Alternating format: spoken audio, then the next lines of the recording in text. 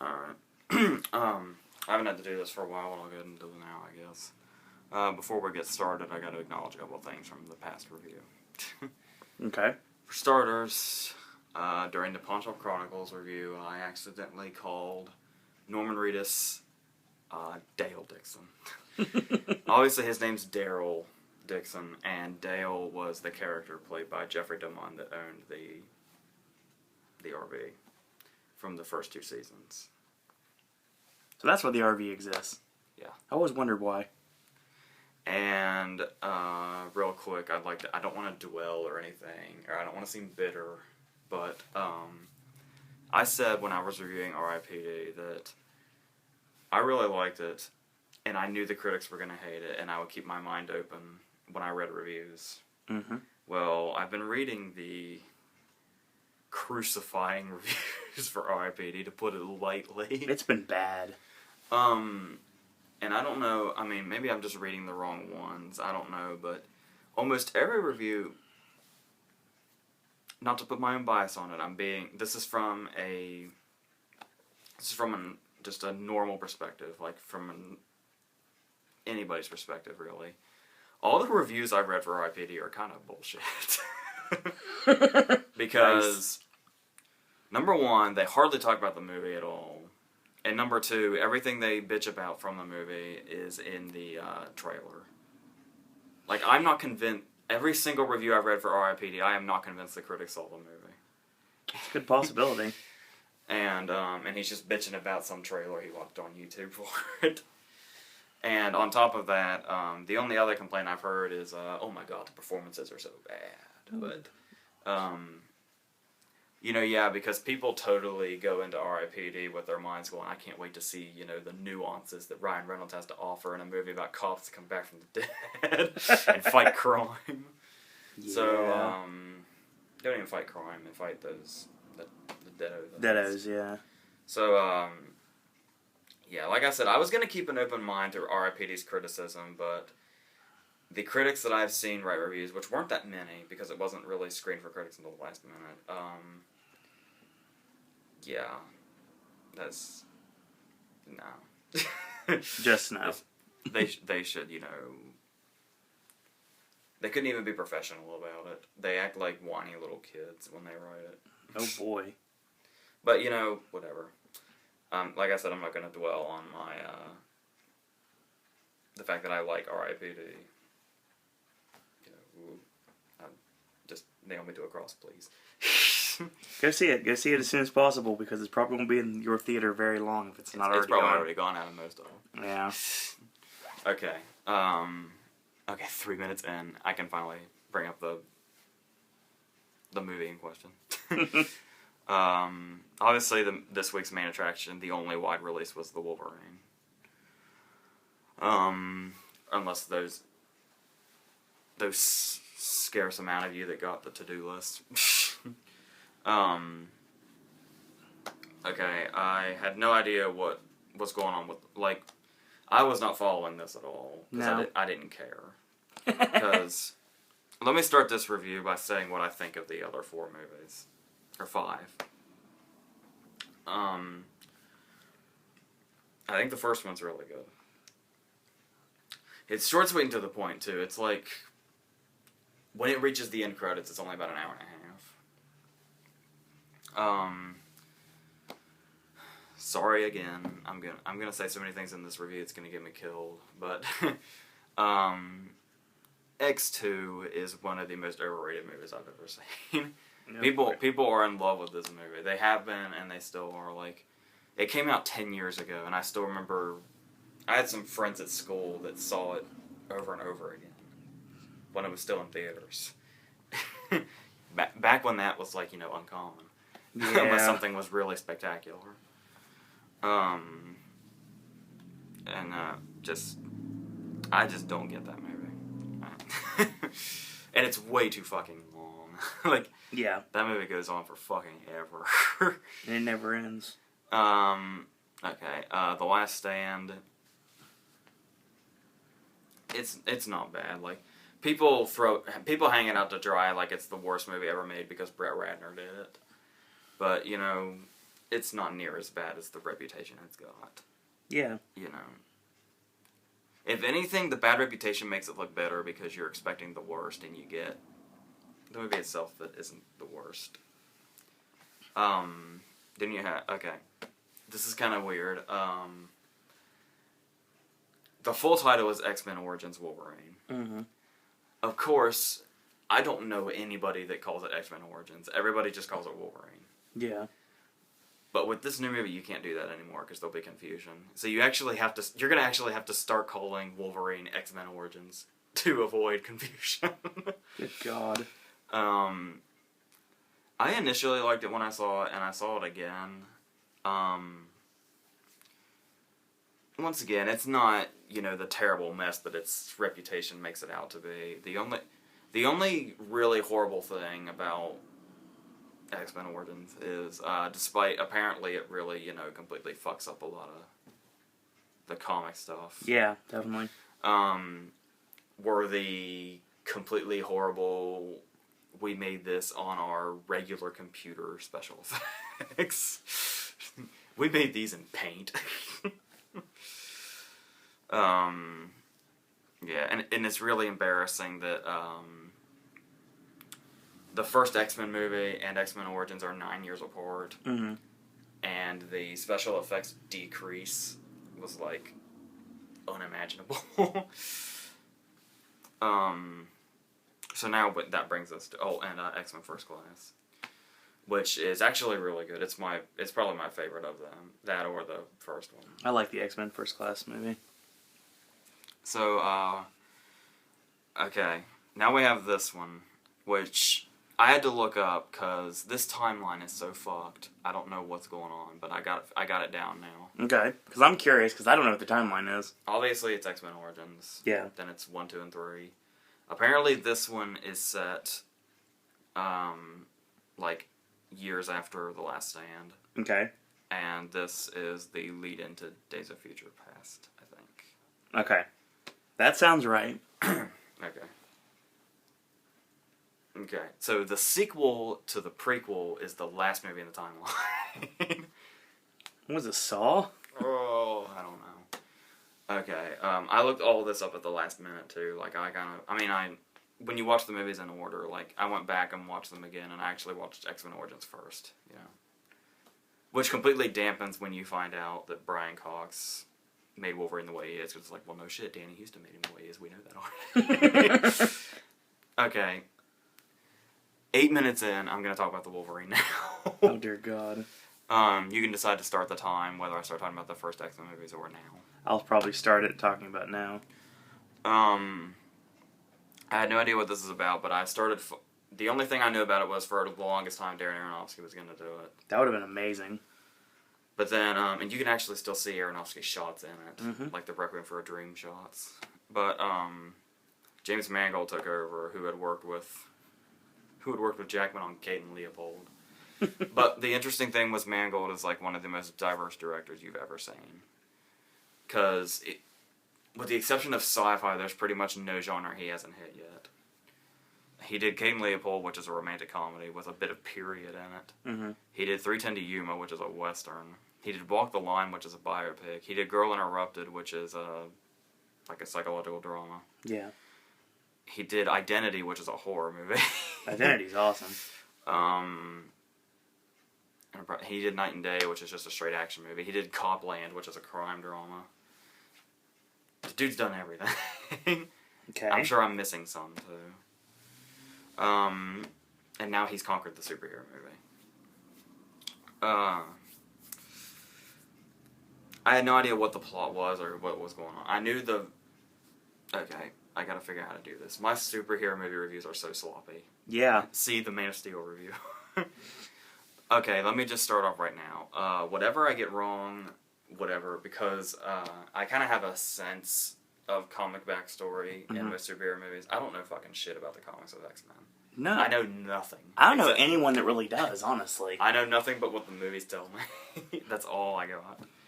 So, bear with me, please. You 3 X-Men marks out there. He doesn't like Cyclops. Ugh. he does not have the story of Silver Samurai down correctly. Well, apparently neither does the movie, because I actually had to Wikipedia Silver Samurai because when I heard that apparently he was the big deal. And yeah, I'll get to that in a minute. Okay. The movie opens, obviously, it's years after The Last Stand. And he has a flashback. It does the fucking dream within a dream thing. That old piece of shit. It reminded me of The Grey. Yeah. It really did. Like, the opening of The Grey, it really reminded me of that. Okay, well, he's having a dream of something that really happened, which, I don't know, that never happens in real life. I don't know why so many movies do it, but he's having a dream about when he was there in Nagasaki when the bomb went off. Mm-hmm. And he saved a dude's life, but he trapped him in a well and stuff like that. And the guy figured out that he was immortal because he was like all burned and shit, but then he healed because he's Wolverine. Yeah. That was back when he still had the bones that came out instead of the Adamantium claws? Yes. I never remember that fucking name, but yes. I do, for some odd reason. Okay, so, and then he wakes up, and of course, Jean's there. Mm-hmm. And, of course, we know she's dead, because he killed her at the end of The Last Stand. So then that's Dream 2. And he wakes up, and Batman Begins did it, Man of Steel did it, now Wolverine's doing it. The new thing is for your superheroes to act homeless and have the long hair and the beard. Yeah, it looks bad. Whatever. This movie's not bad. I sound like I'm bashing it from beginning to end here, but no, it gets better. Don't worry. Yeah. Okay. And then as you see in the trailer, he's tracked down by the redheaded girl at the bar. Yes. And she's taking him out to an old guy. But this old guy is the guy that he saved in Nagasaki. Okay. Who wants to repay him from saving his life by making him mortal, so he can live a normal life and not have to, see everything he loves die around him. Makes sense. And the movie goes from there. Mm-hmm. That's your basic. I don't know like I said, I don't know what's considered a spoiler and what isn't. I usually count the first hour is okay to talk about, the second hour is spoiler territory. So I will say that one of the main points is that I don't know how big she is in the comics. I don't know what her name is. I have no idea what her name is. I don't know the actress or the character. But she's the blonde woman. Well, she comes in while he's sleeping, and she, passes on something to him. It suppresses his powers. Yeah. Like, he's not without them, but they're working really slow. Like, he's almost half mortal. He bleeds now. And that tends to slow him down. And we go into the whole cliche territory of, this is exact dialogue, by the way. I'm not just grabbing cliche lines and saying this is what it's like. I'm saying this is what he actually says. They're talking about him being a mutant, and how, he's Wolverine. Mm. But, he's going by Logan again. It's like the first hour of this movie is basically like the beginning of X-Men Origins. Yeah. Anyway, she says, she calls him the Wolverine, and his actual response is, to kind of squint his eyes with that seasoned, I've had a hard life look, and just say, that's not who I am anymore. And then he just walks away. He might as well be grabbing alcohol while he's leaving. Yeah. I don't know, does alcohol have effect on Wolverine? I don't know. I have her name here. Who is it? Her name is Svetlana Kodchenkova. What's her character name? Actually, her character name is simply Viper. Oh yeah, I did hear them say that. They refer to her as Viper over and over again, but apparently her name is legitimately Viper, because I have the IMDb list right here. No. There you go, comic fans, I'm sorry. Yay. There's just, the whole time I was saying that, some dude was screaming, Viper, Viper, at the screen. Okay. I think I've bashed this movie enough, so I'll go ahead and say, I'll go on to the good stuff. People might have complaints that this movie hardly has any action in it. I mean, when the action's there, they really bring it, but it's few and far between. Which, is fine as long as they can keep it going. Which they, do. there is a great scene. James Mangold loves trains. There is a... That's almost the title of the video worthy right there. James Mangold loves trains. Obviously, through Denny Yuma, the whole story is about getting to a train. Yeah. There's an elaborate action scene in Night and Day, which was his latest movie before this, on a train. And now there's an elaborate action scene on a train in this movie. I believe in Walk the Line, Johnny Cash traveled a lot by train as well. I believe so too. But anyway, that is the best scene of the movie, I'd say, is the action scene on the train. That was pretty wild.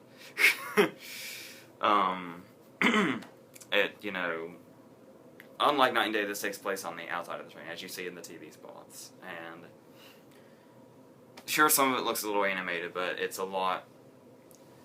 Everything in this movie is just miles and miles above the horrible effects in X-Men Origins. So, there's that. Agreed. I mean, there are some... it has good moments and not so good moments just spread out. Like, there's this... I didn't quite get what was going on in this particular scene where, he has this guy on the ground, and this guy's, like, already bleeding. Yeah. And he's, interrogating him, and the guy won't answer him. And we don't see the guy. That's what makes it confusing. We see him laying there, but then we don't see him after this particular shot. We're looking at Jackman, and he's got the claws out. He stabs down, and you hear the guy scream, but they don't show the guy, so I'm assuming he stabbed him. Like, it leads you to believe in the head. Mm-hmm. And then after that, he screams, "Who do you work for?" And the scene ends. And apparently he got the information he wanted, because he's coming back to the bike with the red-haired girl. Yeah. And, he says the information he got. I'm wondering where he stabbed that guy to where that guy answered the question. Something tells me that he probably, it was like a warning stab. Okay, couldn't they have showed that? Maybe not. To get you and other reviewers to think that he did stab him, but maybe he just, stabbed him, right near his groin. So it's like, okay, fine, I'll do it, whatever you ask. Or he may right next to his head, that's possible too. It's just probably just a warning stab. Or he just killed the guy, and he's like, "Who do you work for?" Apparently, I'm never going to find out. Yeah, at first I thought it was maybe a bit of comedy, where it's like the scene in Burn After Reading, where George Clooney shoots Brad Pitt in the head and just kills him dead. Yeah. Spoiler. And he goes downstairs and grabs a knife, as if the very, very dead Brad Pitt is going to harm him. He does the roll in and picks the gun up. That's great. Love Burn After Reading. There's a scene that I gotta bring this up because it's the only thing that came to mind. The very first action, it's actually a long time in before we get our first action scene. Yes. The first action scene reminded me of Last Action Hero because it takes place at this big funeral, and for some reason, even though they're at a funeral, everybody has guns. Yeah, it's very strange. You're expecting to see these big action sequences involving swords, and the first thing you see is Yakuza pulls out a gun. Yeah, they're being chased by the Yakuza, which, by the way, unless you ask Hugh Jackman, in which case it's the Yakuza. Yakuza. But, many years of wrestling fandom probably tells me it's Yakuza. I just keep thinking of Seven Psychopaths when, yeah. Sam Rockwell keeps saying, "You're being chased by gangsters and the Yakuza." And Colin Farrell's just like, "Okay, gangsters. And the Yakuza. The Yakuza." So, I gotta talk about the Gene thing, though, because that kept bugging me. I said, we're just jumping all over the place. Beware when I do a comic book movie review, because I just can't make it organized. Unless it would be Kick-Ass or Watchmen. I think those would probably be a little bit more organized. Yeah, Reds was fine, too. Yeah, Red was okay. Okay, well, here's the thing, though. The thing about Jean... the reason Jean Grey is in this movie is to basically, she's like his conscience. Yeah. Because, she was like his long-lost love, and, it gives him the superhero angst because he had to kill her. Mm-hmm. But here's the thing, I never ever bought the love story between Wolverine and Jean Grey. I mean, I know a love story can be one-sided, which... It clearly was. Mm-hmm. Because,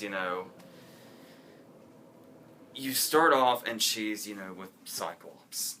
And then he's just kind of... He's trying to make this happen just suddenly. Like, I'm just watching the movie and I'm thinking, when the fuck did he fall so in love with Jean Grey just now? And then that continues into the second one, and it's still really not there. Like, it's only there when it just has to be, like, to create... It's there when it tension. needs to be to create tension. And now suddenly, this is so deep and emotional that she's his fucking conscience, and he dreams about her every night. He even has nightmares about having killed her. Yeah. Like you see in the trailer, whatever. I just never bought that whole thing. But here's the thing, okay. I've said enough about, the movie's bad side. Let me just say, the movie is fine. Like, I'm not, like, really enthusiastic about it, but if you said, is the Wolverine worth watching, I would say, sure. You're not gonna like it. Well, here's the thing. I don't know... Die-hard comic book fans. I don't know. Yeah, we're not going to discuss that. You can never please them. So No. Whatever. Unless you're Christopher Nolan. Yes. Well, here's the thing, though, is I don't know how people are going to react to this movie. I can't tell. I don't know if people are going to be bored with it or if they're going to love it or what. Well, the audience we were in, basically, I couldn't get anything from them whatsoever because there was 10 people in that theater. Yeah, and they were mostly old and just kind of there. There's nothing to do. It's 900 degrees outside. Let's go to a movie. They might have been asleep. I don't know. Yeah. But I don't know who's going to... I don't know specifically who I would recommend this to, but, because people who want to go there for action, I don't think they're going to be pleased. No. Because the action is great when it's there. The trouble is getting there when it's there. Yeah. It's got to be... It had to be about maybe 45 to 50 minutes in when the funeral scene, which is the first big action scene. So... it was the awesome scene on the bullet train that I love so much. So, I don't know. Mild recommendation? I don't know what comic book fans are going to think because I don't know how it does with the comics. Yeah. But I will say this, like I said, forgive me because I don't know anything. But, like I said, I briefly Wikipedia'd Silver Samurai. Okay. I was under the impression that he was... I remember it was a big deal when he was cast because that was when it was revealed Silver Samurai was going to be the villain. Mm-hmm. This might be spoiler territory, so you've been warned. I'm gonna go now if that's okay.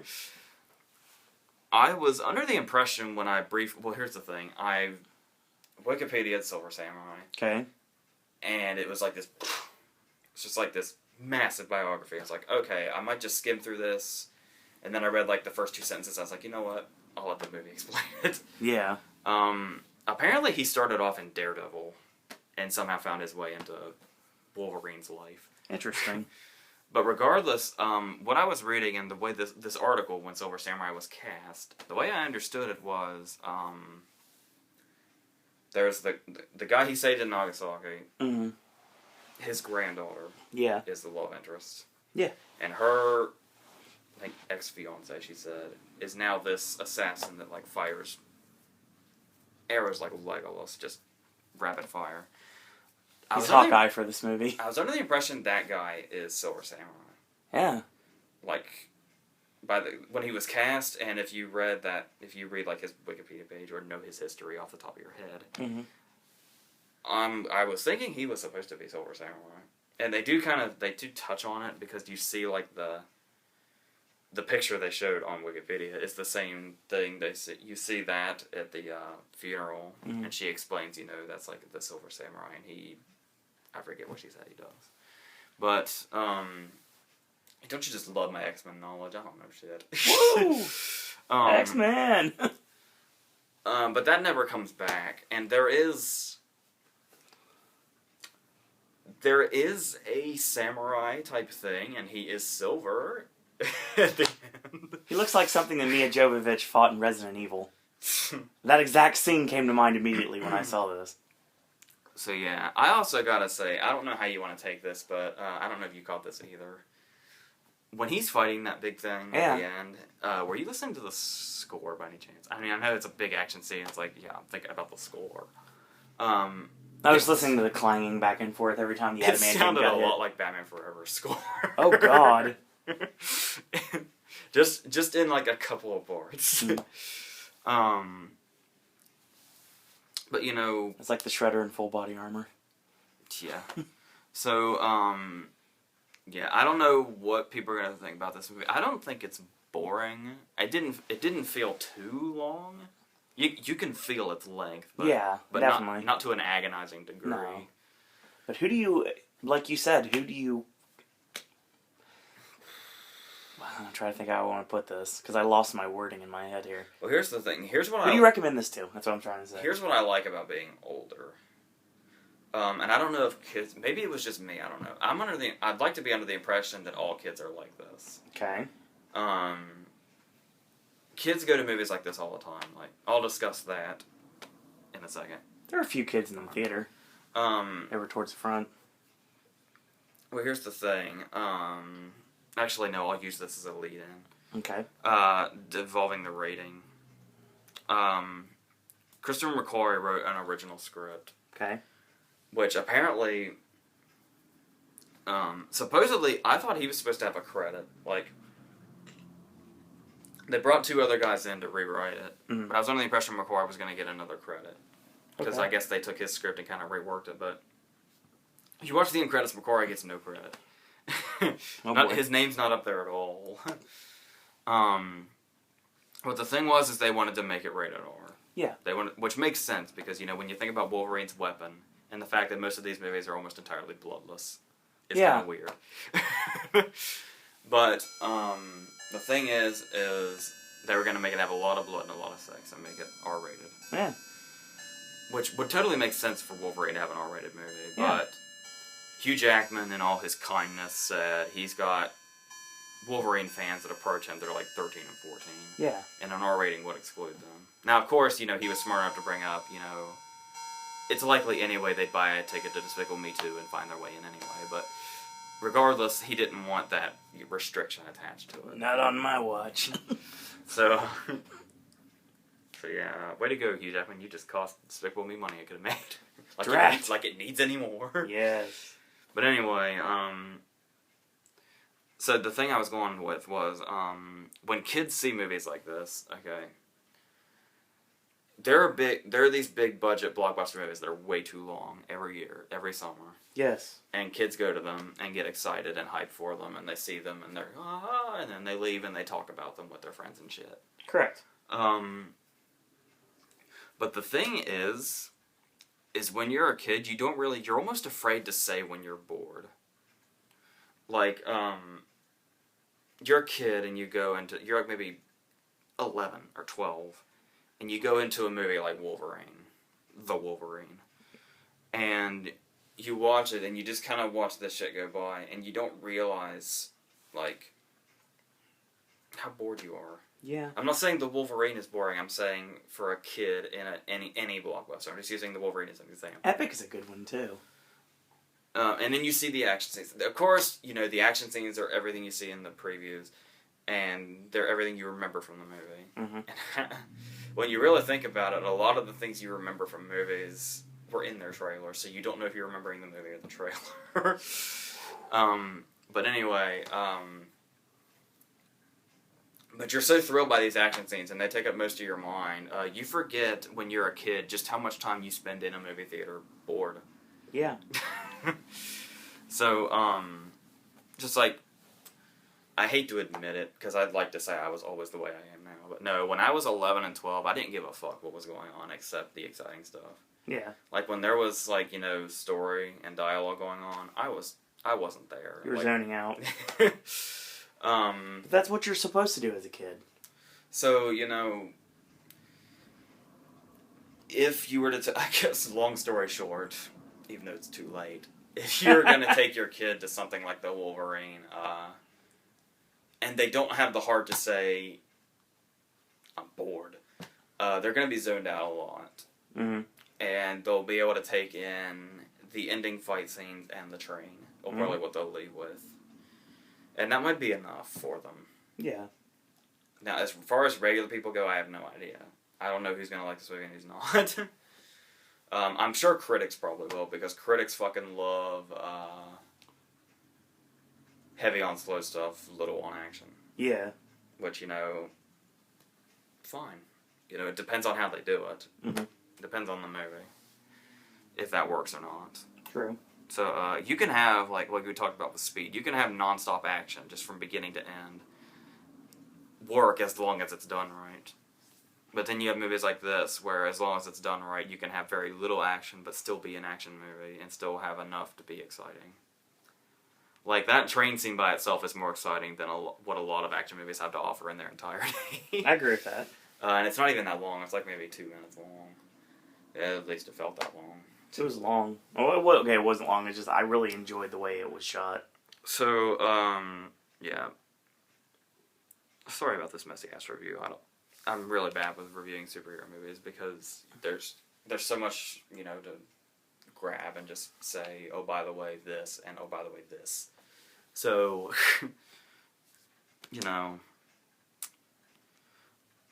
I can tell you that I don't know it's something that I would like really, really jump onto watching. I'm sure I'll watch them all again when Days of Future Past is about to come out, but yeah. I don't think I would outside of that. So, mild recommendation? Yeah. Sounds like how you treated Red. How you treated Red too. Pretty much, yeah. Yeah. Even though the slower parts in the Wolverine are much more interesting than the slower parts of Red. And the action scenes are overall better. So. Agreed. But I would say, yeah, my recommendation scale is probably on the same level, though. So, that's up to you. I'm predicting critics will probably like this. Okay. So. It just made $4 million, actually, last night's midnight shows, so. Is that good? I don't know anymore. I don't know either, but that's news on IMDb. Basically said that it just made $4 million. I guess that's good. Alright. I'm sure its budget's a lot more than that. I'm going to cease butchering this Wolverine review and go on to a very controversial movie. Yep. Like, this movie has caused a massive uproar in the, it's, I don't know about other people, I just know, like, the critics in the art house world, this movie is, like, battles are happening. Okay.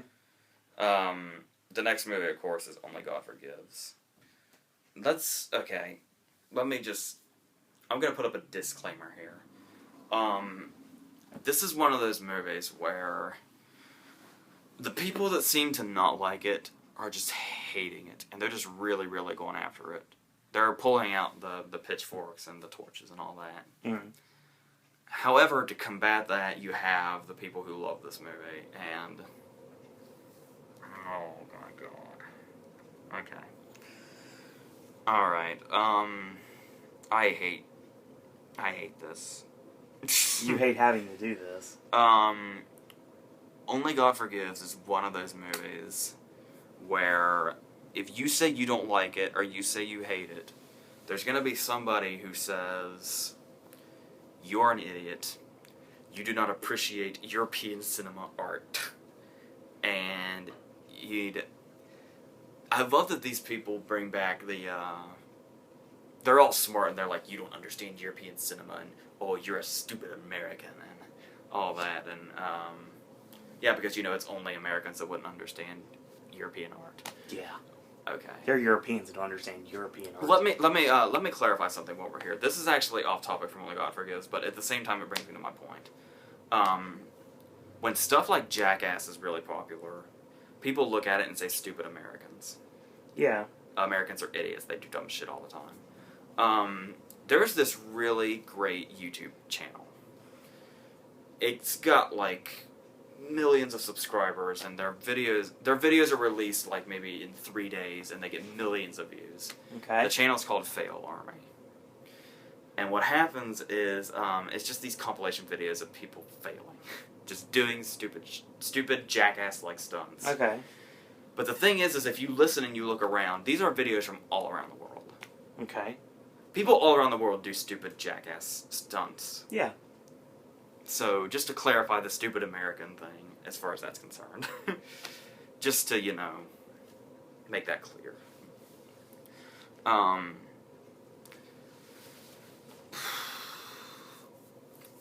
am right in the center with this movie, which apparently is against the law. You either have to be ready to defend it to the death, or you have to be ready to hate it to the death, or whatever. Okay. Let's talk about my love for Drive first. Yes. Obviously, Nicholas Winding Refn did this movie, and he did.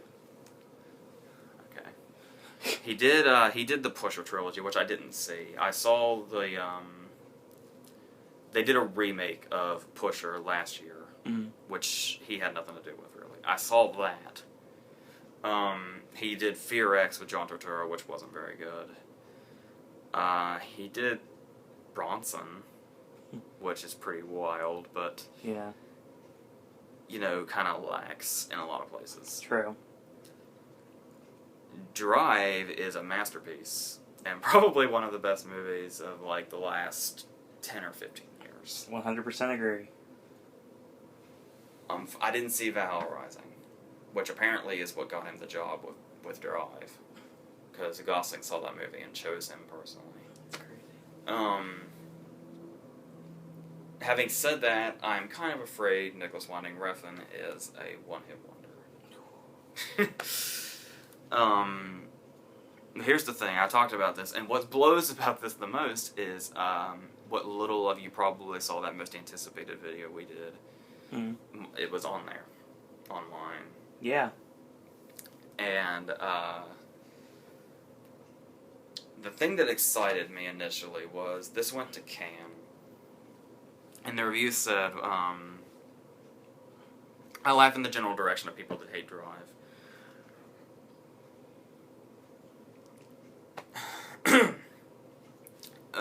Okay. I about died of a heart attack right before your very eyes. Not good. I laugh in the general direction of people that hate Drive. Yes. And I did even harder when I learned at Cannes that everything that everybody hated about Drive, be it the long silences, the graphic violence, and the over-stylized vision. And of course, Only God Forgives is even more silent, even more violent, and even more stylized. Wow. Unfortunately, that didn't work.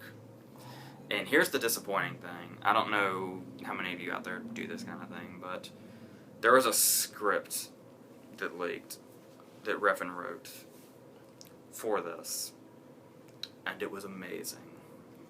It had this really great dialogue, it had a really great structure, and it had the way things unfolded was so meticulous. Okay. And it was a great story from beginning to end. He took his own great script and just gutted it completely, and just took everything that was great about it out of it, because the less said the better approach worked so great for Drive. He thought he'd amp it up for Only God Forgives. And in this case, it didn't work. It backfired horribly. Okay. And what little dialogue is there is not good. Like, okay, I know, people find it shock. I'm trying to be on both sides here. So, because I can... it's so hard to feel for people for liking a movie. If they're going to tell people that don't like it, you're an idiot and you're American. Well, just listen, okay? I can see, I bow at the feet of Drive. I can understand why people would like a movie like Only God Forgives, even though they're incredibly different. Like, there's hardly a hint of Drive in Only God Forgives. I would probably not have known it was the same director if I didn't know. Except for the whole silent Gosling thing. That might have been a giveaway. I don't know. Yeah. But, there's a... Okay. Well, first off, Refn didn't write Drive. He did write Only God Forgives. There's a big difference in how those two manage to accomplish what they're trying to do.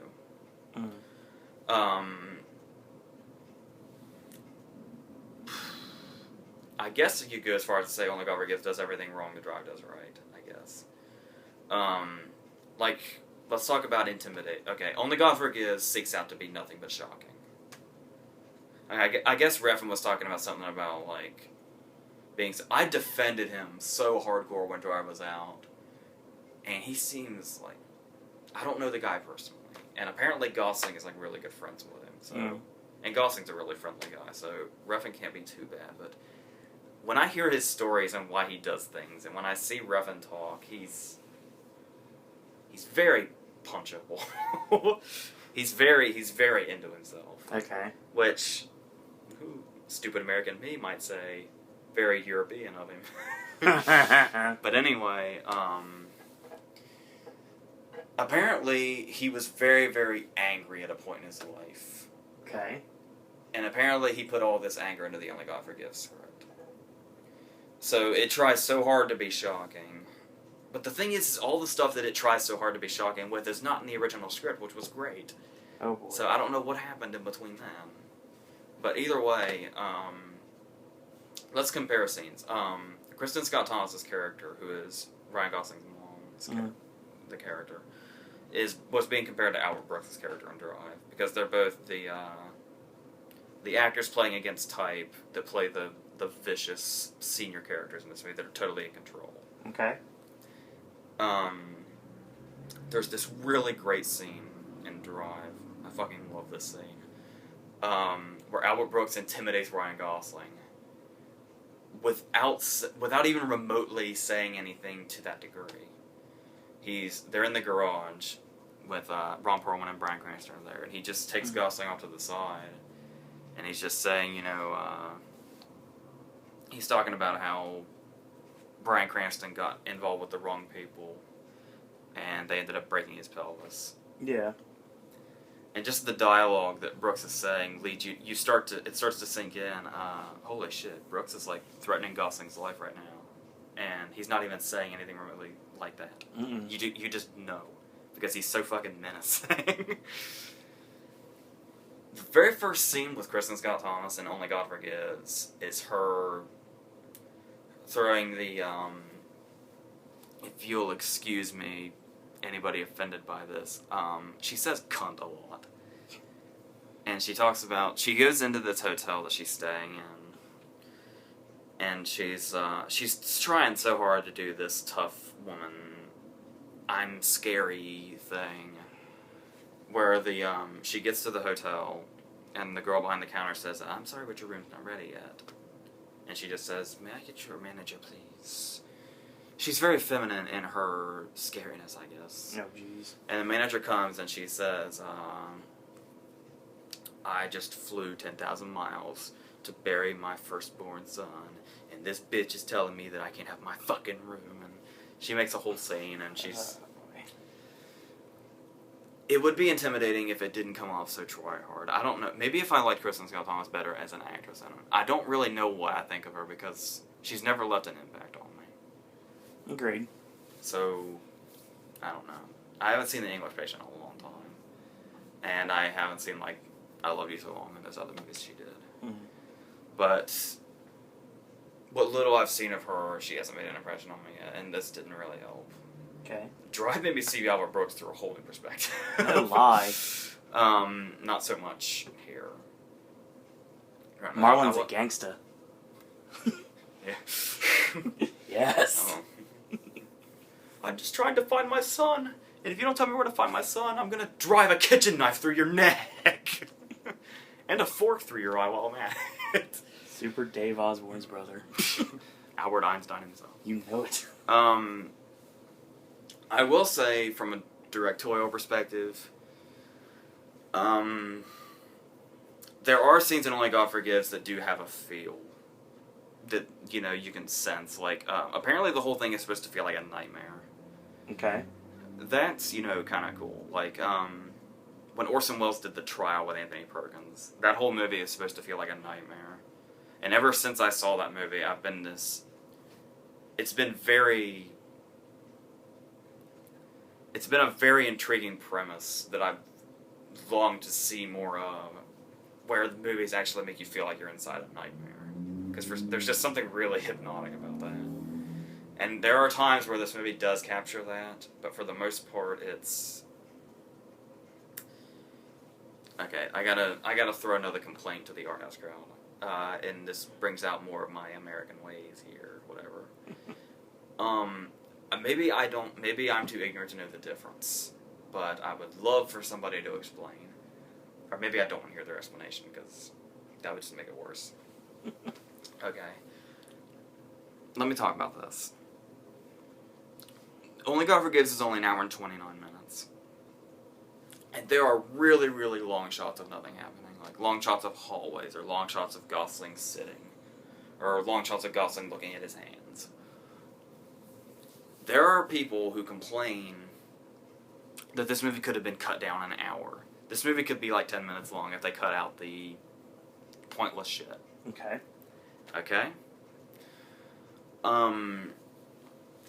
Okay, here's the thing. The same people that I'm hearing complain that Only God Forgives could have been cut down to 10 minutes love Amore. Yeah. And Haneke movies. These... I'm not really seeing much of a difference here. The hallways in Only God Forgives are red, the hallways in Amore are blue. That's the only difference I see in these shots. Wow. And Amore is over half an hour longer than Only God Forgives is. But, you know, I'm getting a little redundant now. I've made it abundantly clear I fucking hate Mayo Haneke, and I will hate Haneke until the day I die. That is abundantly clear and will be forever. Now, back to this. I don't know what I'm looking at. I don't have any notes for this movie. You're just used to looking at the ground. Yeah, I'm looking at my invisible notes that I wrote mentally. It's only an hour and 29 minutes and nothing happens. It wasn't hard to make notes in my head. Speaking on that bad dialogue and about it trying to be shocking, that guy playing Gosling's brother is one of the worst actors I've ever seen, and he's in the movie for like a minute and a half. Wow. Well, here's how it tries to be shocking, okay? Well, the movie is hinting at incest the whole time. The talk of the town is this scene where Kristen Scott Thomas is at, Gosling kind of falls in love with this prostitute, I guess. He fell in love with her in the script. I don't know if it's a love story now or not, but he says, hey, I want you to be my mom. Whatever the fuck for, we don't know, but he says, I want you to be my mom, and they have a little dinner scene. And Kristen Scott Thomas starts talking about their dick sizes. What? Like she says, she's talking about Julian, who's Ryan Gosling. She's talking about how his cock isn't much to offer, but his brother's cock was humongous. Oh my gosh. Yeah, so, you know, whatever. But anyway, that incestual backstory, I guess, is supposed to make us think that, I haven't even told you the plot yet. No. Okay, the plot starts here.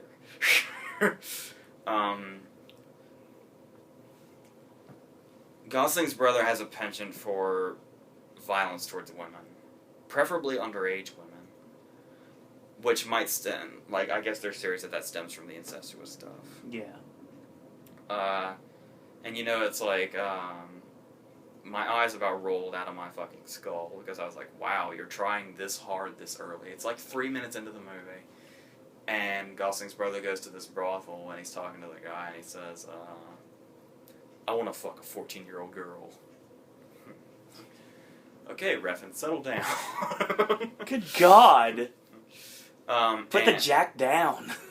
And you have they're behind a window, and all the prostitutes are there watching this. And then when the guy won't let him in, he picks up a beer bottle and he breaks it over the guy's head.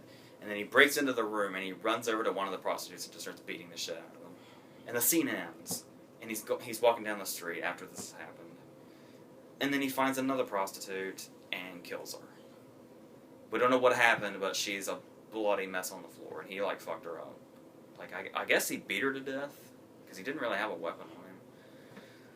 But anyway, she was somebody important's daughter. And then that guy kills Gosling's brother.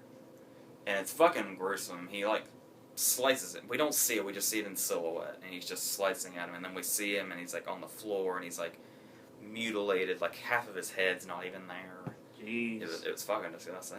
Well, yeah. And then that guy...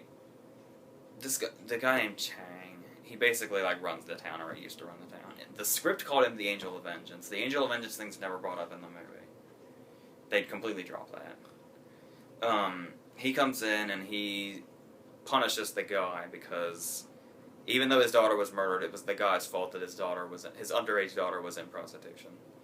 So he cuts the guy's arms off. But then Kristen Scott Thomas finds out about Chang and basically, you know, says he was the one that was involved, so go after him. And then Gosling, you know, as I built up, the trailer builds up and I built up in the anticipated video. Gosling decides he's going to fight him, because that's what Gosling does. This fight scene's kind of cool, but once again, not as cool as it was in the script. And anticlimactic. It's maybe 3 or 4 minutes long. Ooh. And it's not even a fight. It's Gosling getting the shit beat out of him. In the script, it's a fight. But Gosling fucking loses this fight. Like, for the longest time, all the publicity stills for this movie and all the set stills of this movie were Gosling in, like, a suit, and his face was covered in blood, and he was really fucked up. This is all after that fight. Okay. He just walks around the movie all fucked up because he just lost this fight. As bad as you could lose a fight without dying. Alright. And yeah, there's just... It's obvious foreshadowing all the time, and... I don't know, just... Okay, here's another thing that really bums me out to say. When I reviewed The Place Beyond the Pines, I defended Gosling, because everybody complains about Gosling's style, which is to not say much, to do it all internally. Which works for, you know, Blue Valentine and The Place Beyond the Pines. He's actually pretty extroverted in Blue Valentine in comparison, but yeah, in Drive and Place Beyond the Pines, it's all inside. Yeah. Now, I hate this, man. I understand. Okay, obviously we talked about when I reviewed that piece of shit Upstream Color, I talked about some people see things in movies and some people don't. That's just the way it works. Yeah. And when Gosling does the emotionless thing in this movie again, either you see something in his eyes and his body language, or you don't. People say they see a tortured soul. They say they see, you know, his whole past just by looking into his eyes and stuff like that. Having been someone who defended him to the death with Drive and The Place Beyond the Pines, I don't know what Gosling was doing. In Drive, I see, you know, his tortured past and like let me compare scenes where he comes out, not of the closet, of himself. Okay. I'm sure there are many women who would find it very hot if Gosling came out of the closet, and you know, but he'll make that movie soon. He'll have his Brokeback one day. That'll be his second Oscar nomination. Yeah. There is a scene in Drive and there's a scene in Only God Forgives where the introvert Gosling extroverts, I guess you would say. In Drive, it's the scene where he's at the diner and he's just sitting there. And he hasn't really said anything the whole movie except talking to Irene or Shannon. Mm-hmm. And that guy comes over and he says, "Hey, you're Shannon's buddy, aren't you?" And he's like, "So I heard about this job and, you know, I'm thinking about it."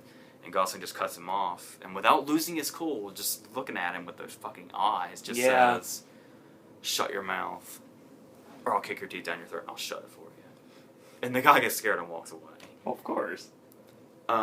It's a little less subtle in Only God Forgives. The only time Gosling really breaks out of his shell is, a lot of people think it's hilarious. It scared the shit out of me when I saw it, and then I was like, well, I don't know what that was trying to prove, but okay.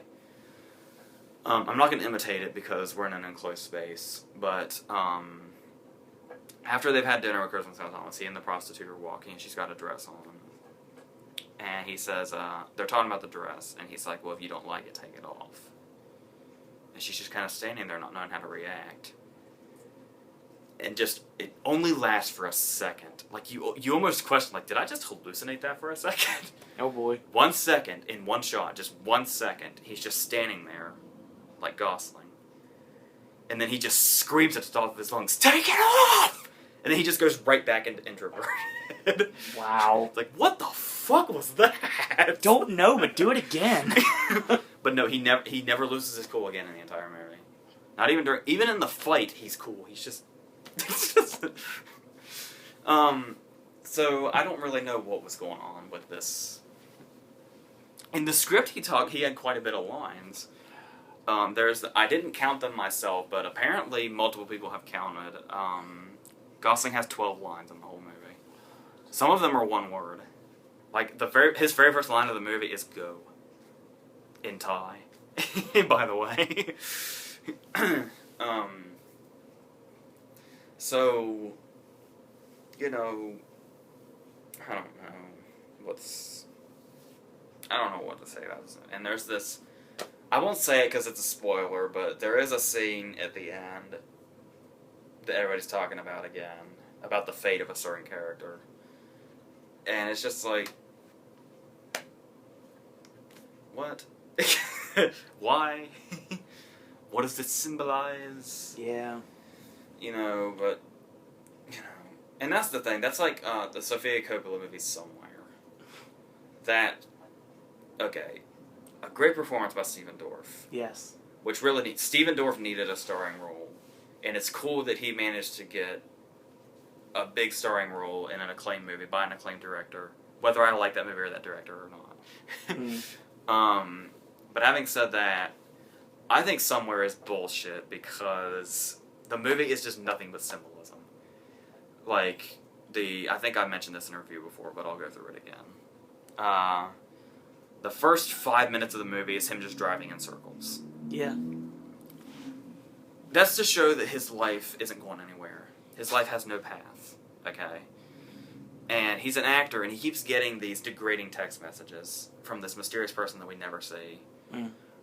According to fans and Sofia Coppola, apparently, the text messages symbolize his self-loathing. And this is what the whole movie is. And I'm just sitting there thinking, okay, people love this. People love, you know, that symbolizes his path, and that symbolizes his self-hatred, okay? You know, like, oh my god, that's... Oh. I hate to be that guy, but I watch Somewhere and I say, okay, him driving around in circles for 5 goddamn minutes in one shot represents his life having no path. Okay, he gets text messages that are degrading. That's his self-hatred, you know, personified. Okay. And? Yeah. So fucking what? What are we doing with this? I don't know. I like Somewhere, though. And that brings me to these people that defend this movie like their life is on the line. I spot the symbolism in Only God Forgives, but so fucking what? Yeah. What does Refn want me to think besides, oh my god, he's so shocking? You know, there are so many... You want to talk about branching out and not being American? Okay. I've seen plenty of foreign movies that are above and beyond way more shocking than Only God Forgives is. Yeah. By far. So, you know... 1900. Bernard Bartolucci's movie from 1977 with De Niro and Gerard Depardieu. Has a lot of American actors in it. That movie is above and beyond more shocking than anything Only God Forgives had to offer. Okay. And it didn't need Kristen Scott Thomas to say cunt multiple times in order to get me to feel that way. Nor to involve what that scene people are talking about at the end. So I don't know. Like I said, Only God Forgives may have increased its violence. Mm. But say, you know, the graphic scene at the end, or people getting their arms chopped off, or their throats slit with swords. Or there's this really long torture scene involving a guy getting stabbed with chopsticks. Like, he gets stabbed in the arms, then he gets stabbed in the thighs, then he gets stabbed through the eyes, and then right before the scene ends, he's going to get one through the ear. Like, I guess all the way through. I think the eyes are a little bit worse than that. And, you know, we see Gosling's brother mutilate him with half his head cut off and everything. Mm-hmm. I don't find that near as shocking and brutal as Brooks with the kitchen knife, or Gosling stomping the fucking guy's head in the elevator. Yeah. So, you know, that was the great thing about Drive, too, is, and Only God Forgives is constantly violent. So, you know, it just kind of loses after a while. Like, after a while, you're just like... Desensitized. The thing about Drive was, the first half of Drive was very calm and very quiet. So when the second half of Drive comes, and it's just this holy fucking shit, in-your-face, graphic, disgusting, visceral violence, it's this massive contrast that really is intriguing and pulls you in. That's what made the violence in Drive shocking. So, number one, Drive's already shocked you. That's one reason Only God Forgives shouldn't be shocking. And number two, it's just constant. And, you know, it gets old quick. Okay. Like, the long scenes in Drive, like, of him just talking to Irene, or him and Irene just staring at each other silently. I can do that. I've watched Drive all the way through, over and over and over again. I don't know how many times. If I were to see Only God Forgives again, I'd have to skip through things. So, you know, it's just a matter of how you do it, and I'm afraid maybe this was it for Refn. Drive was it for Refn as far as greatness in him. I mean, from my perspective. Okay. And that hurts, I'm sure, to say that. Yeah, because I had a, like... I should have known. Because the reason I was so hyped for Only God Forgives was because of Drive, but I should have known everything he did before Drive wasn't that great. So, but like I said, you know, his style really worked for a movie like Drive, and the silences really worked for Drive. But you also had, you know, great performances in Drive, too. This, like, people say Kristen Thomas is great and all that, and the guy that plays Chang is great and everything. The guy that plays Chang is good, I guess, but everybody else is... I'm gonna be honest with you, I thought Kristen Thomas was bad. Like I said, I thought... The dialogue is try hard enough, and she made it worse, I think. Oh, boy. You know, like I said, I normally love Gosling, and I'm there to back him, but I wasn't feeling it this time. And like I said, his brother's in the movie for like a minute and a half. It's like, since I had read the script, I knew what was going to happen. So it's like when he said, I want to fuck a 14-year-old girl, I was like, well, I'm glad this guy's going to be dead in like a minute. See, that's the catch-22 with being able to read scripts, though. I mean, it gets you hyped up for the movie, but it also makes you really angry when that stuff that's on the page is on the screen. Yeah. And the thing about it is, when you people tend to ask why you do something like that. Number one, there's really no difference in reading a script than reading a book before a movie, because yeah, as witnessed, just as many changes can happen in between. True. And also, like somebody pointed out, I was trying to figure it out how to word it, and somebody did it for me, and this is exactly what I mean. What's great about knowing everything about a story before you see a movie is being able to focus on other things, like, you know, how a movie's made, and how well it unfolds on a screen, and, you know, how well certain scenes are executed. Like, you can read a page on a script and go, whoa, how are they going to do that? And then when you see it on the screen, you're like, whoa, they really pulled that off, or, man, they fucked that up. Yeah, that's a good point. And yeah, and it makes it... It's easier to really get your... I mean, I hate to seem like I'm detesting people who love a movie as soon as they see it. When I see a movie for the first time and I love it, I'm always cautious, because I'm like, maybe if I see it a second time, I'll catch a lot of stuff I didn't before, because I was so caught up in it. That'll make me maybe not like it as much. Well, if I do that, I already know how much I like the story, how much I don't like the story. and I can see, concentrate on how good people are in it or how well it's made and stuff like that. True. So, there's that. And, yeah, I don't know how I would have felt about this if I hadn't read this. Okay, here's the thing about this, I guess. Reading the script might have helped, because as abstract as this movie is, had I not read the script, I probably wouldn't have known what the fuck was happening, and why. Okay. Only because I read the script I did.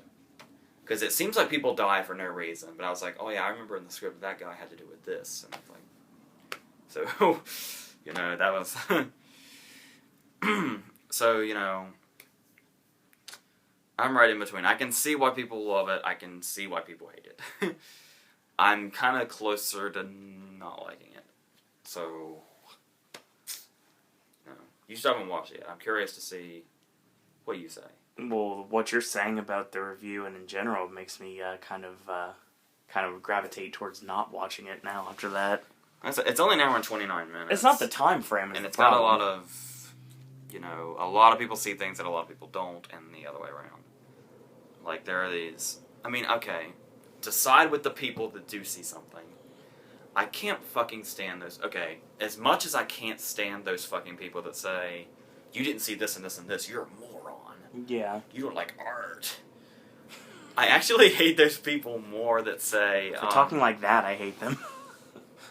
There are people out there that have the fucking balls. Like, I understand these people are hard to cope with if they're calling you stupid for not seeing something or not liking something. But even so, I fucking hate those people that actually have the balls to say, you're seeing something that isn't there. What? And there are people that react that way to this movie. They say, Gosling is standing there doing nothing, and people say they see something that is not there. Oh, boy. I hate those people more, to be honest. I can understand that. Like I said, I know you feel the need to be aggressive to those people that are aggressive about liking it, but, I try not to do that. I hate one as much as I hate the other. I'm right here in the middle with these people. So, it's one of those movies that you have to see, but if you don't think you're gonna like it, you probably shouldn't.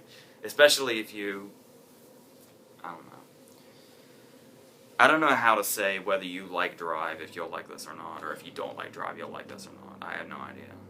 They say if you like Drive, you might like it. If you hate Drive, you'll hate this even more.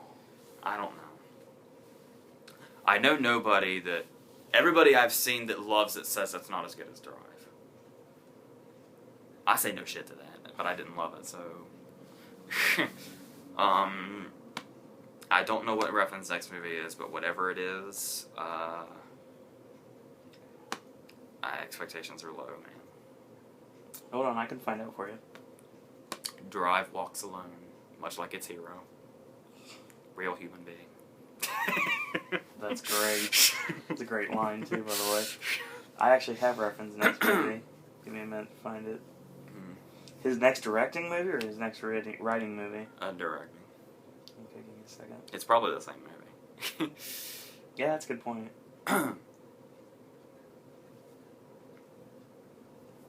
Yay.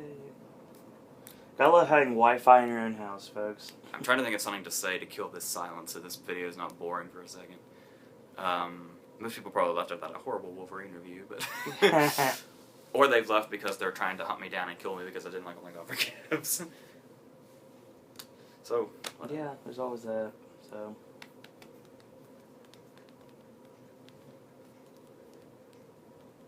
It's like, you talk about Bronson as like... Bronson for us is a giant inside joke. It really is. But it doesn't mean it's not a funny movie. No, that's not what I'm trying to say. Hardy's performance is pretty great. Hardy's performance is absolutely amazing.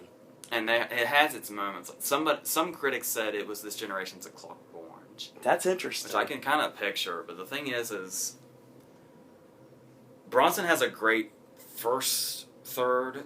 Yeah, let's say there's 11 thirds. There's usually 3. We'll go with that, okay. The first third is great. The last third is, wild. In between, when he's out of prison, is just like, you know what? I kind of wish he was back in prison. Because that's the fun stuff.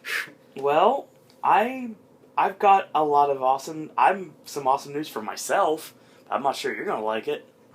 His next movie comes out in 2015. It's a movie called I Walk with the Dead.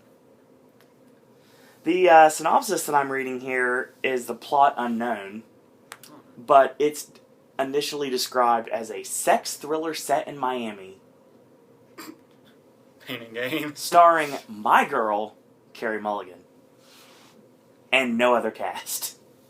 Maybe she'll quit, or maybe the project will fall for her. I hope not. Maybe she'll be given more to do here than she was in Drive. That would be very useful, since she is the only person credited on here. Because she was kind of useless in Drive. She did with what she had. She didn't really have much, though. Alright, let's go on to the next movie now. Yay. The last movie. You probably don't know what this movie is. This is the first you're hearing about it, so it's always fun to talk about those. Yeah. This movie is called Absence. It came out the same week as The Lone Ranger Despicable Me. I'm late seeing it, but here it is. Nobody known is in this movie. The director is a nobody, and the writers are nobodies. And they'll probably stay that way. Yeah, the writers are actually the director and another nobody. And it's just a whole field of nobodies. Yeah. I thought the girl kind of looked familiar, but apparently, according to IMDb, she's not. Because I don't know any of that stuff. It's like a bunch of shorts and shit. Oh, okay. But anyway, the plot, according to IMDb, was doctors and police are baffled when a woman's baby disappears, like from out of her stomach. Like I don't know if she. Well, it was something about it. We get like this statistic, something about a cesarean section, like fetuses that are stolen.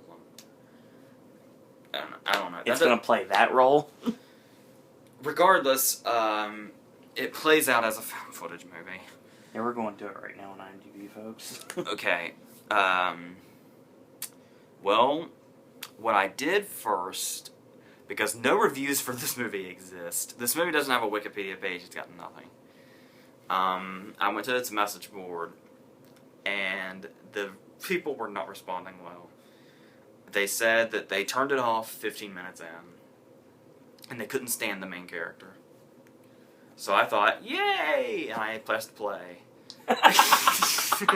Greatest start of a review ever. So, here's what happened afterwards.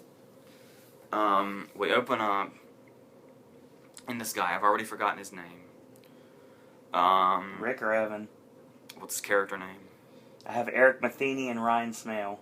They're Rick and Evan. Evan is the cameraman's name. Okay. And I've got the cast list right here in front of me. All like 12 people in the movie. Okay, and for some reason I don't know. Okay. It's his sister who was pregnant and her husband. Yeah, husband.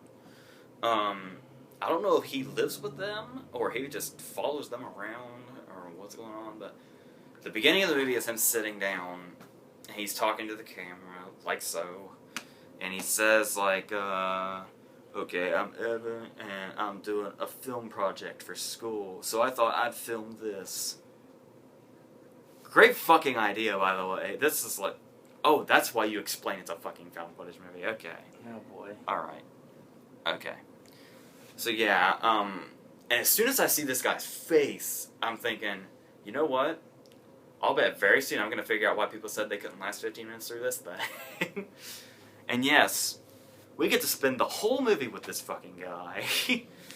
So, what happens is, she's freaked out and she's heartbroken because her baby's gone. With whatever the fuck happened. By the way, this plays off as a horror thriller movie, but, you know, none of that happens. So, here's what happens. The guy says, okay, so me, her, and her husband, we're going to go out to this cabin and just hang out and take a vacation together because we're going to try and get our mind off things. I was like, okay, why the fuck would he be coming? Apparently it's because, you know, she's his sister and he doesn't want her out of his sight and he doesn't want anything to happen to her. But this guy just sounds weenie and needy.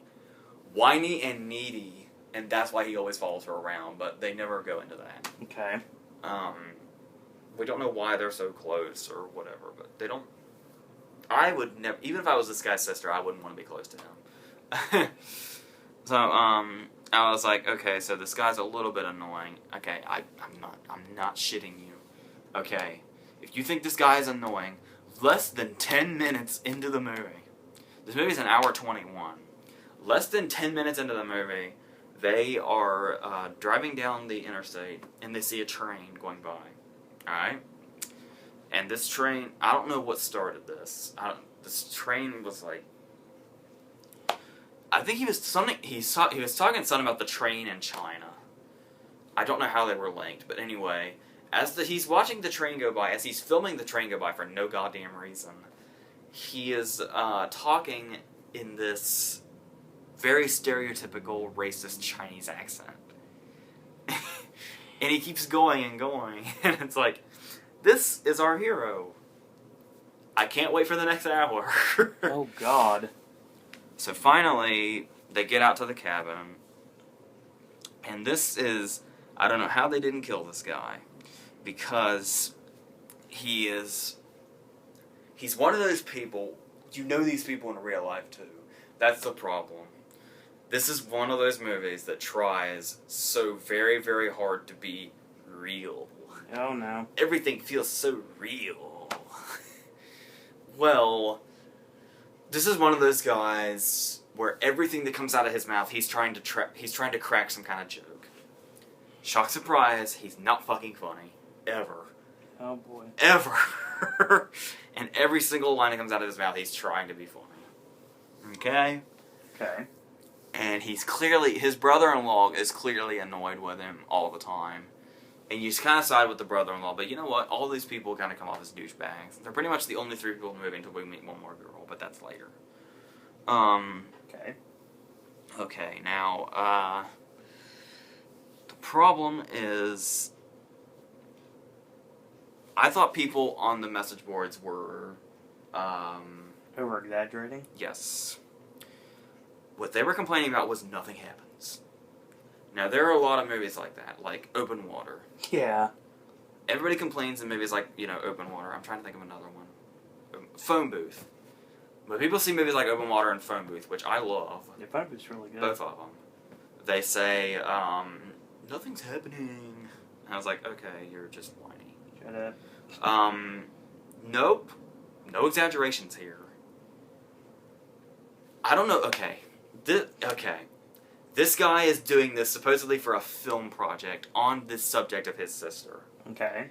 He is filming nothing. He's filming when they're driving down the road, just talking. He's filming when they're in a fucking convenience store. I don't know what this guy is trying to, I'd love to see... Spoiler, I don't think this makes it to his film class. But, if it had... I don't...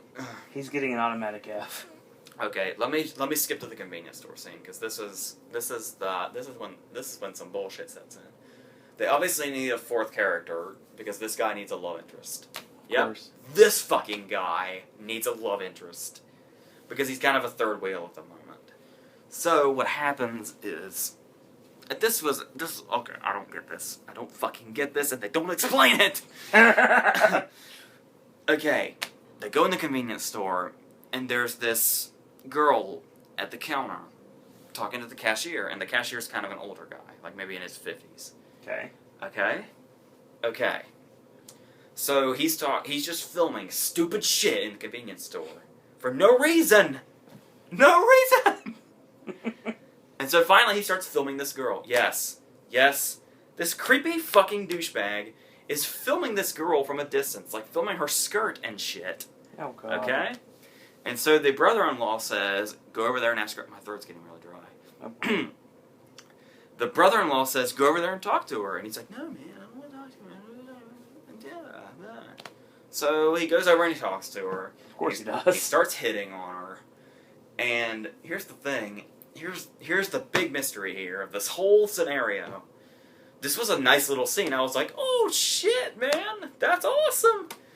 But, they fucked that up. Here's what I thought was awesome. Okay. She's talking to the cashier, who's this guy in his 50s. Got it. And he's there and he's hitting on her right in front of this guy. And the cashier just cuts this shit off. And he says, I'd just like you to know, son, you're barking up the wrong tree. He's like, what's that mean? He's like, this young lady has a boyfriend, and it happens to be my son. Just so you know. Oh my god. And they leave the convenience store. And I was like, that's awesome. He got his ass handed to him by that guy. Yeah, he did. Never mind. Nope. He comes prancing out of the convenience store with her goddamn number. Of course he does. And we don't know how this happened. Yes, and we she, do. And she is his love interest for the rest of the movie. What? Yep. I guess she said, fuck that guy's son. This guy who hit on me right in fucking front of his dad. Fuck this guy now. I'm done. Oh my god. I'm gonna...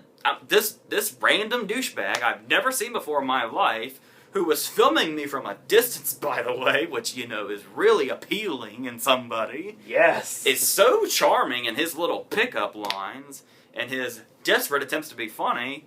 I'm gonna give him my goddamn number. Was this 5 minutes after I meet him. What? Was this the brunette? Yeah. Her only roles out before this were the makeup department and costume design on a couple shorts. Okay. So, and the movie goes from there. It's the four of them hanging out now. Okay. Alright. There is a funny scene. For all the wrong reasons. But it's a scene where they're playing that game. Obviously, they're all movie freaks. Because, you know, he's taking a film class and she's, you know, quoting Casablanca and shit. Nice. They're doing that game where you pull a celebrity's name out of a hat and you give clues as to who they are, and the other person has to guess. Okay. What was really funny was this is the only time I liked the main character, because I would do the same thing. The main character gets pissed because the girl let something fly that should not have flown. She pulls a name out of a hat, and she says, okay, he was in 500 Days of Summer, and he was on Third Rock from the Sun. And the guy struggles with it, and he comes up with... Oh, God. Hold on, I wrote it down here. What was it? Gordon Johnson Levitt. And she gives it to him, and through the rest of the game, he's going... They're going on to, like, different names now, and he's still sitting in the chair going, Gordon Johnson Levitt? No! You do not get that point. No lie. That was the only time I liked the main character. Now, having said that, then it turns into, imagine a really poor segment from VHS. Ooh. Stretch it out to feature length. VHS 2, Kinda you mean? The VHS 1 was great. I'll say the Skype segment of the first one meets the last segment of the last one. Ooh. The second one. That's interesting. That's an interesting combination. There's one scene that's kind of like, ooh, that was almost VHS creepy.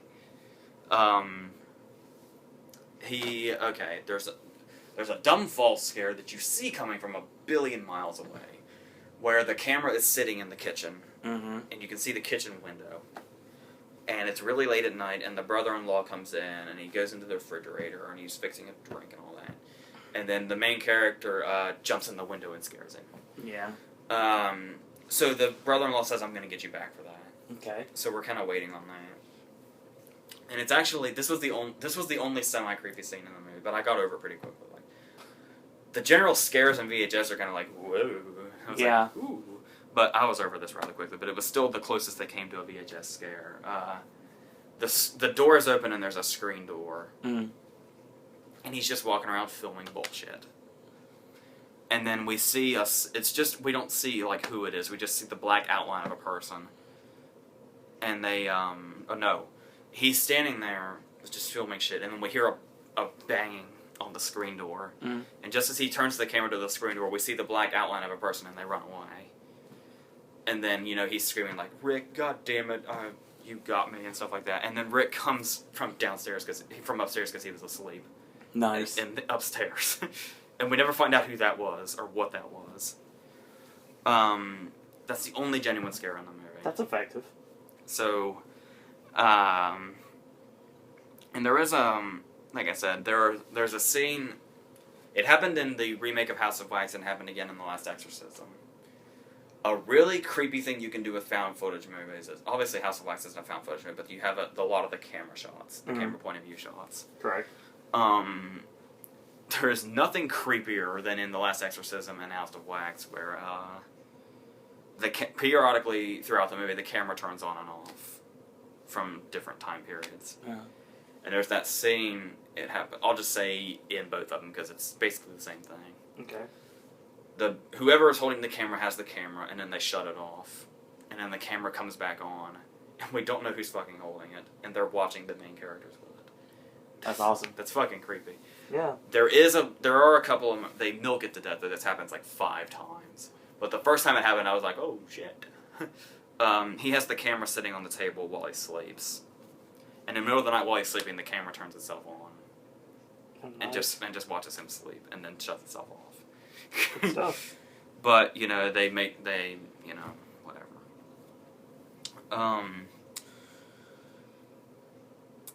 There is another, I talked about this with Dark Skies, and it happens in every other movie now. The Box. The Box comes to mind. Oh, God.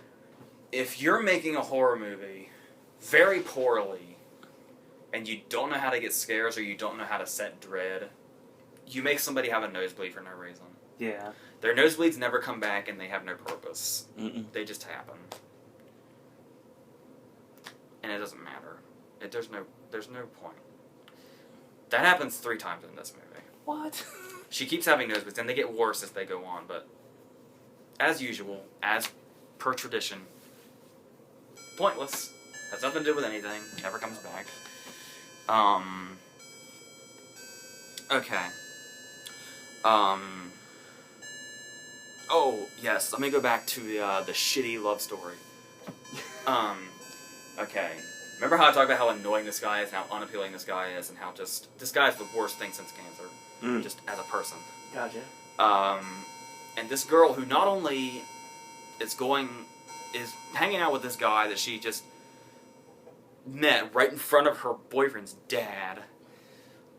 They make out this night. The very night they meet. He turns the camera on and he's talking to it and he's like, me and Megan, we totally just made out. And we made out in the hot tub. And it's implied that they banged too. What? Yes, What a jam-up guy. This guy has super game, man, let me tell you. Spike Lee, when he got game, he was originally going to make it about this guy, but then it turned into a basketball movie starring Ray Allen and Denzel, whatever. What else is wrong with this fucking thing? I kept asking myself over and over again, what is she... You know what? I don't care. I don't care anymore. I want this movie out of my life as soon as this review ends. Okay. And this oh my god, how can she like this guy at all? Because remember how I said through the whole movie he filmed stupid shit all the time? Yeah. Okay, well there's a happy moment within the movie where they're all in the kitchen and they're all like cooking and shit. And it's just a happy little moment, kind of like the scene in The Conjuring where they're cooking pancakes and shit. Yeah. When they're all together. I'm not kidding. This seems like something that a spoof movie would do over movies like this. There is a scene that lasts for about 30 seconds where the brother-in-law has just finished chopping tomatoes. Mm-hmm. Okay? Remember, this is for his film project. Not only is this for his film project within the movie, this is something filmmakers made into a movie that was released in theaters for the world to see. Limited or not, people saw it. Okay? Yeah. There is a moment in this movie, towards the end, when you should be building suspense and coming to a point where the guy takes the camera, he's trying to be funny still. He points the camera towards these chopped tomatoes, and I shit you not, just says the words over and over again, "Look, I'm filming tomatoes! I'm filming tomatoes! I am filming tomatoes!" This scene really happened. You sure it wasn't a hallucination? I don't know. This movie may have been having me hallucinate. I may have hallucinated the whole movie. This movie may not exist. I've seen the poster. It exists. This may have been some horrible dream I had. Definitely a horrible dream, but it exists. I've seen the poster. Alright, so yes, this movie is trying so hard to be the, they try to make these fucks sympathetic. Like, he's like, he does this bullshit, he's like, I'm really scared for my sister, man. It's like, no you're not, you're taking advantage of her situation to film shit for your film project oh my god. Fuck this. I love your response. Oh, God. Okay. You wanted a bad review, folks, from last week. You're getting one this week. Alright. I'm done. Okay. That's what absence is. I'm gonna go ahead and spoil it. If you don't want it spoiled, goodbye. I'll give you a minute. That's enough. While I'm explaining why I'm doing this gives you the time to leave if you have to. If you watch this review and you say, well, I'm so watching that movie, we can't be friends anymore. If we were before. All possibilities are gone. The reason I want to say this is because they try to build it up as this unseen mystery, but it's so obvious. And I guess maybe it was their budget. Maybe they didn't have the budget to show you what was going on, and that's why they had to make it ambiguous, even though it's not ambiguous at all. Okay. Okay, I'm sure these people are gone now. I'm going to tell you the ending. Are you ready? I'm pretty fucking sure they're aliens. Because we keep hearing loud noises and we see this giant blue light. And then, as they're driving, trying to get away, the power goes down. Like, when the power goes down, even their car shuts down. And there's this big-ass... They keep seeing this blue light in the sky. Like, first they think it's a tower, but then it's like this shining blue light just in the distance in the sky. But then at the very end of the movie, they're trying to drive away, and the giant blue light opens up in the sky, and they start getting sucked up. I'm guessing they took her baby, too. Probably. The aliens took my baby. Nice. The brother-in-law goes outside, he's thrown in the air, and then he slams down on the windshield. I guess he's dead. Good. And then, she gets out, and we basically kind of see her get thrown up into the sky. And then we see Evan get sucked up into the sky, and then we see the camera drop back down. And I was like, oh, good, the ending shot. And the very last shot of the movie, the main character through the whole movie, comes smacking back down on the ground, and we just see him laying there dead. It's the last shot of the movie. And the movie ends. And the director's name comes up, and I was like... Fuck yes, that guy died! Thank fucking God. It was so brutally, too. Thank God. He probably went at least thousands of feet up in the air before he crashed to his death, too. Thank you. Thank you, aliens. I don't know for sure you were aliens, but I'm pretty positive you were. Alright. I can push this movie out of my life now. Yes. Alright. Next week, Two Guns. Yes. Which I think looks awesome. Mm-hmm. It could disappoint, but I think it might be awesome. We have The Smurfs. That should be... And I don't know. We could have Magic, we could not. We could have Much Ado About Nothing, we could not. We could have 20 Feet from Stardom, we could not. I don't know. I have no idea. It's up in the air right now, literally. The Spectacular... Europa Report. Europa Report will definitely be one. I think that's how you pronounce it. I don't know yet. Charlotte Copley is in it. Copley's how you say his name. Yeah. I heard him say his own name today, so now I know how to say it for sure. Yes, that greeting was insane. For those of you out there that are projectionists, I'm sure there's not that many that watch these videos, you would understand my plight when we actually got the trailer for this, and that Copley greeting was the hardest thing in the world to find. So I had to call the film company to get it taken care of. But luckily, it's good to go. So we got to see that today, and then we went right into Applebee's. So, literally, so... So, Spectacular Now also comes out, but yes! limited. Sad panda. It'll probably gain popularity and go Athens. branching. I can see Spectacular now in Athens. But until then, that's what it'll be next week. So I guess we'll figure it out when the time comes what it'll be on the next video. So until then...